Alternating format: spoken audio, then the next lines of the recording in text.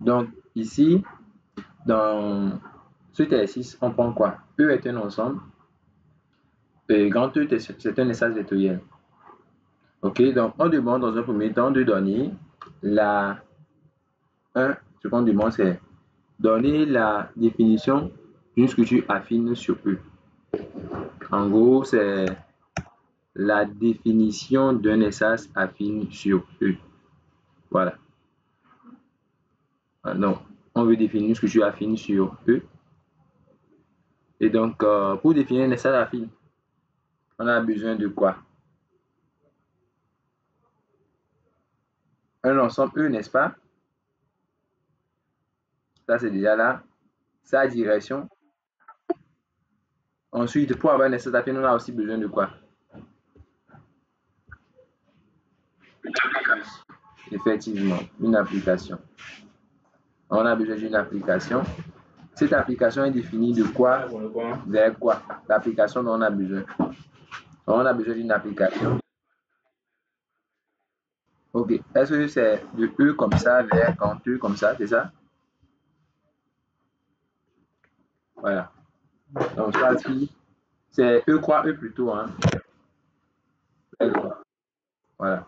Donc là, on prend deux points AB et on associe le vecteur AB. Donc, phi de AB qu'on va noter comme étant égal à AB. C'est ça, non? AB avec une flèche. Donc, le triplé E phi est appelé un espace affine. Donc, le triplé E phi est un espace affine si et seulement si quoi? Ceci, c'est un espace affine. Si et seulement si la voilà. Ok, oui. Laquelle, pour commencer? Oui. L'hypothétique A de l'espace affine. Qui A.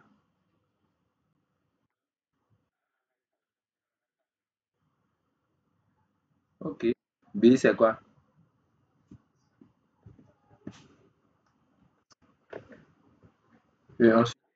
Ensuite, quelle condition?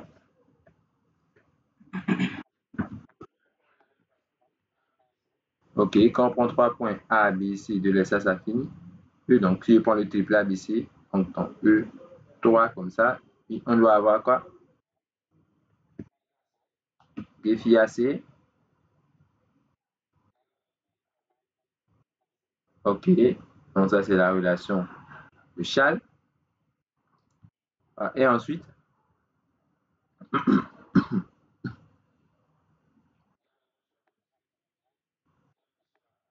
I, quel que soit A, oui. Ensuite, oui, pour tout vecteur U, le, oui, ok, oui, phi A,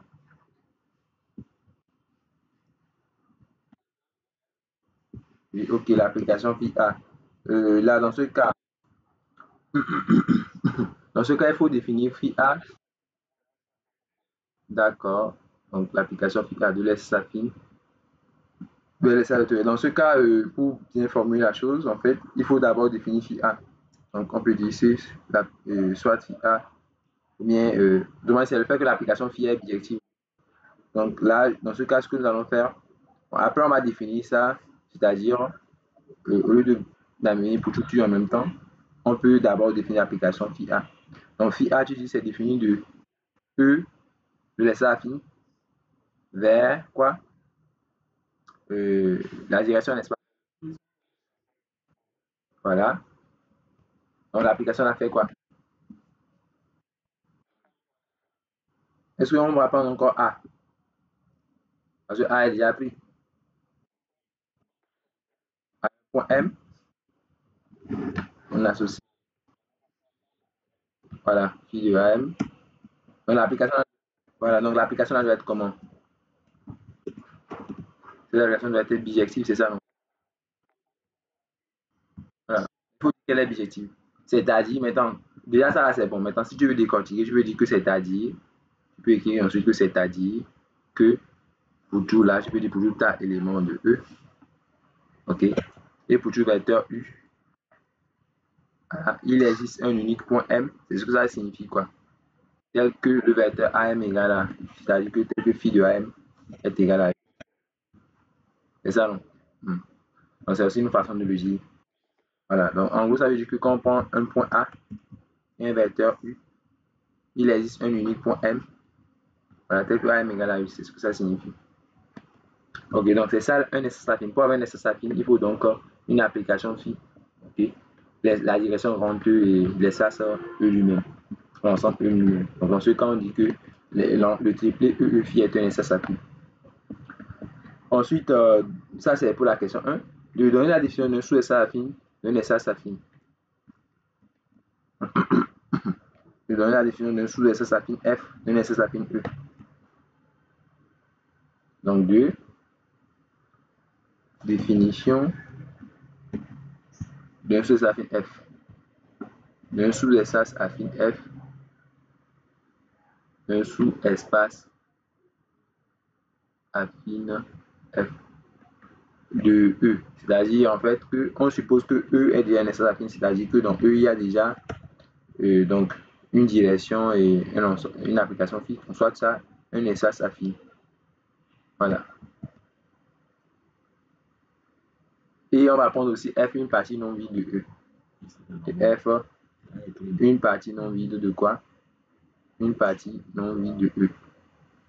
Donc là, la question que l'on pose, c'est à quelles conditions, voilà, donc dans la définition, à quelles conditions, par la définition, F est un sous-espace affine de E. Et c'est quand F est un sous-espace affine de E. Donc la définition, c'est quoi? Si et seulement si. Voilà. Voilà, donc vous dites qu'il existe quoi? Oui. Il existe un point A dans E, c'est ça? Oui. Oui, tel que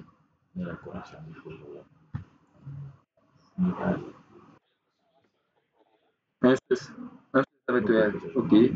Il existe aussi un seul vectoriel F sous espace vectoriel de quoi? De E. Oui, tel que.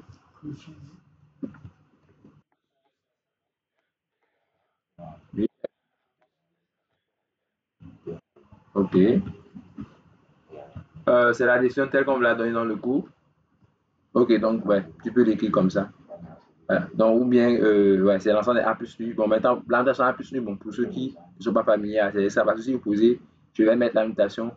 Si on dit M égale à A plus nu, ça signifie, et ça veut dire quoi? Ça veut dire que le vecteur AM est égal à U, quoi. C'est-à-dire M moins A égale à U. Donc, en fait, il suffit donc que, il suffit de prendre donc les points de E tels que le vecteur AM appartiennent, c'est aussi la même chose, hein, à F. C'est aussi la même chose. F, vous pouvez compléter ça aussi comme ça. Voilà, parce que comme c'est égal à U, U est dans F, quoi. Donc ça marche bien. Donc c'est ça l'espace. Voilà, ok, c'est bon. Vous pouvez définir ça comme ça. Voilà, c'est bon. C'est bon. Non, je sais que c'est bon pour tout le monde. Ok, super. On passe à la question qui suit. Maintenant, on a la définition de sous-espace de sous c'est déjà fait. Rappelez les définitions du parallélisme et du parallélisme ferme des sous-espaces affines. Voilà. Donc, on va rappeler ici la définition des sens du parallélisme et du parallélisme ferme. Donc, la question 3. Donc, ici, on suppose que vous avez un espace affine. Donc, oui, je vous écoute. Oui, oui, effectivement.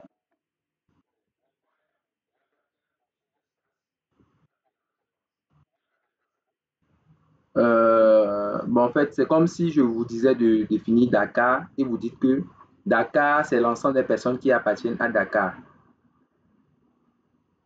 Je ne sais pas si vous voyez. Donc, en fait, vous ne pouvez pas définir F à partir de F. Donc, F est défini à partir des points de E. Donc, un point est dans F. Et F, c'est l'ensemble des points de E qui vérifient cette condition. Tu vois, ce n'est pas tous les points de E. C'est les points de E qui sont comme ça, qui appartiennent à l'espace vectoriel F. C'est bon? Ok, donc, soit E, E, phi, un espace affine. Un espace affine. Et on va prendre maintenant deux sous-espaces affines de E qu'on va appeler respectivement, je ne sais pas trop, F et G, pourquoi pas. Donc, soit donc F et G, soit F, voilà, G, des sous-espaces affines de E, deux directions respectives, deux directions respectives, grand F et grand G, qui sont donc des sous-espaces vectoriels de grand E. Donc, quand elles sont dit que F est fortement parallèle, bien tout simplement parallèle, quand on dit que F est parallèle à G. Qui nous rappelle ça? Signifie quoi? Qui nous rappelle que veut dire F est parallèle à G?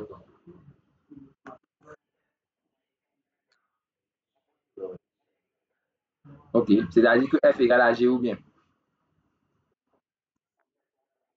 Ou bien, c'est-à-dire, bon, F inclus dans G et G inclus dans F. Ok, maintenant, qui nous rappelle maintenant la notion de F est faiblement parallèle à G? Voilà. Oui, F égale à G, comme ça.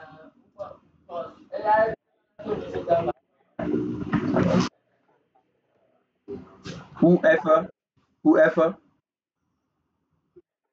oui, oui, 0,2, comme ça. Bon, je ne suis pas sûr que c'est ça la définition. Hein. Le parallélisme, ce n'est pas ça. Ce n'est pas ça. Peut-être, je ne sais pas, retrouver ça. Le parallélisme, c'est le simple fait de dire que au lieu d'avoir une égalité, on a une inclusion. Genre, c'est le fait que l'un des espaces vectoriels est inclus dans l'autre. J'explique ça. Quand je prends par exemple une droite et un plan, comme ça, la droite D et le plan P ici, en fait, au niveau des espaces affines, on ne dit pas qu'elles sont parallèles. On dit qu'elles sont faiblement parallèles. D est faiblement parallèle à P. D est faiblement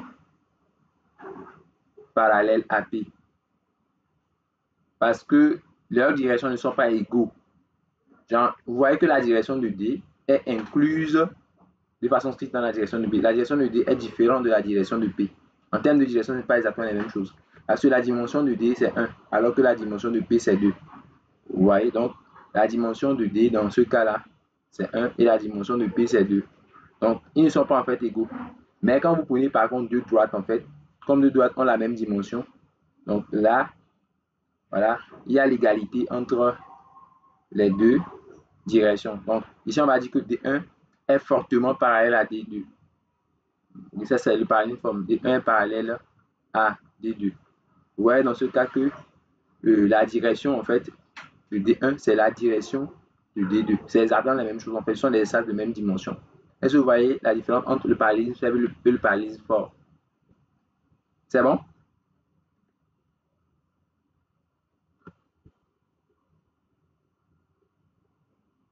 Vous êtes là? Parce que moi, je ne vous reçois plus.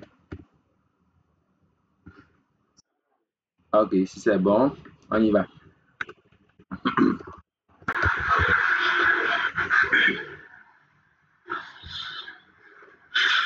Euh, donc, je ouvre. Donc, ok. Donc, la question 4. Montrer que dans un espace affine E, montrer que dans un espace affine E, de sous espaces affines parallèles sont soit disjoints ou sont soit égaux. Voilà. Je pense avoir déjà fait cette preuve ici. On peut reprendre, ça c'est pas grave. Donc, montrer que dans un espace affine, voilà. Donc, en gros, ici, vous avez un espace affine E. Donc, soit E phi un espace affine. On va montrer que si les deux, si vous avez deux espaces affines, bon, en fait, je prends les mêmes conditions. En gros, je prends les mêmes conditions. Je vais travailler dans les mêmes conditions que précédemment. Et donc, je vais plus reprendre l'enquête. Je vais utiliser les mêmes notations. Soit E phi un espace affine, F et G des espaces affines de E, de réaction respective, FG. Donc, je ne vais plus recopier ça, j'ai les mêmes notations. Donc, ce qu'on demande de montrer, c'est F est parallèle à G en termes de parallélisme fort, évidemment. Donc, en termes de parallélisme fort, F est parallèle à G. Donc, pour le parallélisme fort, c'est seulement si. Et comme vous le voyez, soit ils sont égaux, soit leur intersection est vide. Voilà. On a montré que soit F égale à G, et soit F est égal à G. Voilà. Soit F égale à G, ou soit F inter G est vide. Inter G est vide. Voilà. Donc, la fois passée, je vous ai expliqué en fait une notion de logique mathématique. Je pense qu'on traitait cet exercice. Je disais que quand on vous demande de montrer P ou Q, c'est logiquement équivalent à quoi? Qui s'en souvient? P ou Q? On va dire que F inter G différent de 0. F inter G différent. Toi, tu veux ouais, toi, tu veux prendre la négation, ça. Ce que toi, tu veux dire, c'est la négation que toi, tu veux prendre. Ou bien la négation de P, tu veux dire que la négation, c'est F inter G différent de l'ensemble vide et F différent de lui. C'est ce que tu veux dire? Ou bien je ne suis pas. Tu veux donner le contraire de ça. Ce dont moi je veux parler ici, c'est P ou Q là. C'est pas le contraire que je veux. Hein. Je veux ça veut dire aussi dire quoi? Quelle est l'autre façon d'écrire P ou Q en logique mathématique? Je ne veux pas ça négatif. Non P implique Q. Voilà, non P implique Q. On avait vu ça. Que c'est la même chose aussi que non Q implique P. Et j'ai expliqué en disant que si on vous donne le choix entre, c'est pas trop, on vous donne le choix entre par exemple du haricot et du couscous, vous auriez choisi quoi? Si on vous donne le choix entre du haricot, qui est le plat A, et entre le couscous B, si vous ne prenez pas A, si vous ne prenez pas A, alors vous allez prendre forcément B. Ou bien si vous ne prenez pas B, vous allez prendre forcément A. Et donc ça veut dire que A ou B est logiquement équivalent à sinon A, alors B, ou bien c'est aussi logiquement équivalent à sinon B, alors A. C'est la chose pour P ou Q. Bon, c'est une façon de vulgariser la chose.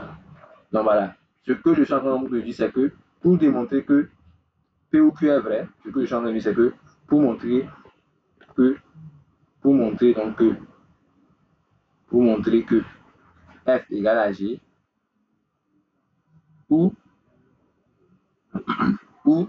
F inter G est vide, voilà, on va montrer tout simplement que si on n'a pas l'un, on a l'autre. On va montrer que la négation en particulier, on va montrer que la négation de ça, on va montrer que F inter G est non vide, est différent du vide. Ok, on va montrer que F inter G est différent du vide. Je prends la négation de ça, quoi. Implique que F égale à G. Mais ce que tu voulais dire, c'est que. Ah non, c'est ça qu'on va démontrer. Et pour faire cette preuve, on va supposer que F inter G est différent du vide. Voilà, démontrer que F égale à G, quoi. Et voilà. Donc voilà. Donc, c'est à peu près ça l'idée. Bon, là, c'est une parenthèse. Maintenant, allons-y au niveau de la preuve proprement dit. Ok. Donc, rentrons dans les détails de la preuve. Donc, si on rentre dans les détails de la preuve, il s'agirait de quoi?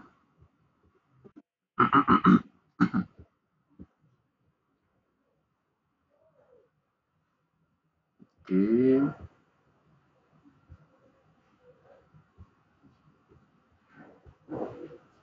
Voilà. Donc, dans ce cas, comme c'est une équivalence, il faut supposer que F est parallèle à G. Voilà, donc je vais faire donc, le premier sens. Donc, on suppose que F est parallèle à G. Donc, l'hypothèse, c'est F est parallèle à G. Donc, on va donc démontrer l'implication que j'ai mis un peu plus haut. F inter G est différent du vide. Donc, si F inter G est différent du vide, si F inter G est, bon, tant pis. Donc, si F inter G est différent du vide, si F, non, il faut commencer par là. Donc, si F inter G est différent du vide, je peux donc dire que, alors, donc, qu'est-ce que ça signifie si F inter G est différent du vide? C'est un point A appartenant à F et appartenant à G. Ok, A appartenant à F, inter G, donc A appartenant à F et G. Parfait. Voilà. Donc, ce qu'on va faire, on va prendre maintenant F. Voilà. Donc, on va écrire que F est égal à quoi?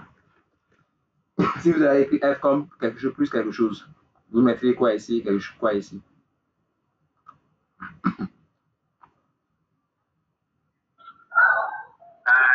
Je viens d'arriver à F égale? un point A. Oui. Plus que l'espace vectoriel F. Ok. Parce que A appartient à F. C'est pour ça que vous pouvez le faire. Donc, vous écrivez ça comme ça. Maintenant, comme F est parallèle à G, alors on peut, qu'est-ce que ça fait encore quoi?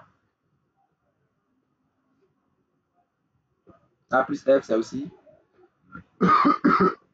A plus G. Car quoi? F est égal à G, non? À cause du fait du parallélisme fort. Combien? Maintenant, que fait A plus G?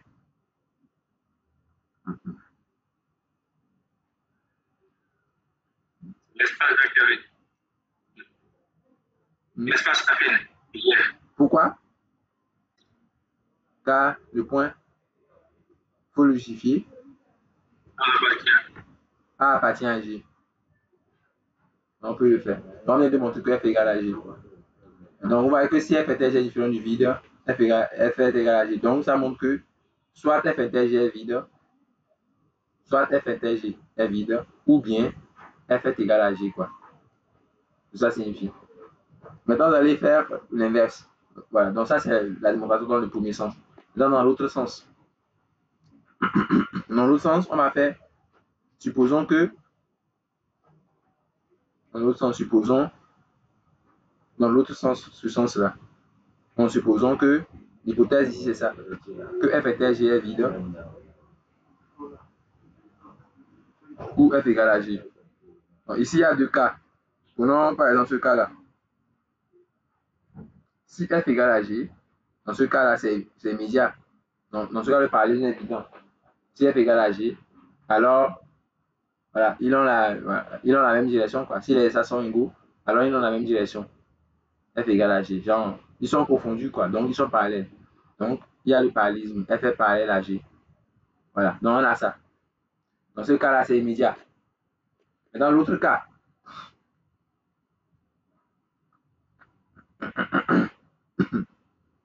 l'autre cas, c'est si F inter G est vide. Ok. Voilà, parce qu'il y a ce cas-là aussi. Si F inter G est vide, alors quoi? Voilà, en fait, ici, en fait, il ne demande pas l'autre sens, comme vous disiez les notions originales, parce que l'autre sens ne serait pas, en fait, vrai pour le parallélisme fort. Peut-être pour le parallélisme faible, mais pour le parallélisme fort, certainement pas. On montre que dans un cercle affine E2, deux cercles affines parallèles sont disjoints ou égaux. Donc, vous voyez, c'est dans un seul sens qu'on demande la chose, quoi. Okay, c'est seulement dans un sens qu'on demande de faire la preuve ici. Donc, on n'a pas besoin de l'autre sens. Et je pense que l'autre sens doit être vrai seulement au sens du parallélisme faible. Au sens du parallélisme faible. Au sens du parallélisme fort, ça ne va pas marcher. Ouais, ça ne va pas marcher. Ok. Donc, dans ce cas, on n'a même pas besoin de, voilà, d'aller au niveau de l'autre sens. L'autre sens, ça reste à vérifier. Je ne suis pas sûr que c'est totalement vrai dans le cas du parallélisme, tout là. Et donc là, je vais effacer l'autre partie. Ça, c'est pas ici. Peut-être que elle serait dans le cas du parallélisme faible. Bon, là, ça reste aussi à vérifier. Bon, dans ce cas, vous allez soit montrer que F est inclus dans G ou bien que G est inclus dans F en termes de direction. Mais ce n'est pas évident parce que si j'ai fait tel G qui est différent de lui, je peux prendre un point de l'un On va essayer de faire quelque chose pour voir si au moins on obtient un résultat au niveau du parallélisme faible. Ok, même si ce n'est pas demandé. Hein. Voilà. Je vais voir si je peux obtenir un résultat au niveau du parallélisme faible dans le cas où f intéger est différent du vide. Donc alors, on peut dire qu'il existe un point A tel que ce point A appartient à F et ce même point A appartient à G. Donc dans ce cas, si on prend la direction, on sait que c'est l'ensemble des vecteurs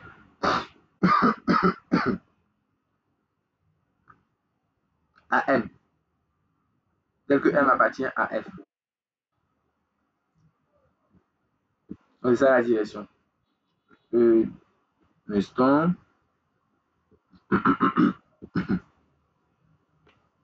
Donc voilà, donc je disais que je vais chercher à voir si on peut obtenir un résultat dans le cas du parallélisme faible, ok? Donc ici, la direction de F, c'est ça. La direction de G, quant à elle, c'est l'ensemble des AM tel que M appartient à G. Maintenant, la question que je pose, c'est est-ce que j'ai au moins F inclus dans G ou bien G inclus dans F? Voilà. C'est la question que je pose. Est-ce qu'au moins j'ai F inclus dans G? Attends en fait le parallélisme faible, c'est-à-dire F est-il inclus dans G ou bien est-ce que j'ai G inclus dans F? Voilà l'idée. Non, mais c'est pas évident de démontrer ça directement. Donc là, je laisse ça comme une question ouverte. Okay? C'est pas posé ici. Ok? Prochainement, on va essayer d'y réfléchir. Et réfléchissez-y aussi. Comment est-ce que vous faites pour montrer que F est inclus dans G ou G inclus dans F? Ou bien est-ce que c'est plutôt c'est faux? Ou bien ça peut être aussi faux. Hein? Et c'est faux, vous donner un contre-exemple simplement. Voilà, donc je laisse la question ouverte. Donc ici, c'est le premier sens seulement qui est demandé. On n'a pas besoin d'aller jusqu'au deuxième sens. Ok. Et le deuxième sens est faux même dans le cas du parallélisme fort. Dans le cas du parallélisme, peut-être que c'est vrai, mais je laisse ça en question ouverte. Ok. Donc pour l'exercice 1, ça doit être ça. Dans l'exercice 1, en fait, son exercice, c'était juste en fait d'évaluer votre connaissance des notions des sas affines et de sous des sas affines et de savoir faire certaines preuves élémentaires. Cet exercice ne doit pas vous poser de problème. Voilà. Si ça vous pose de problème, c'est que vous n'avez pas encore bien compris les notions des sas affines. Et il va falloir donc travailler sur ça au plus vite.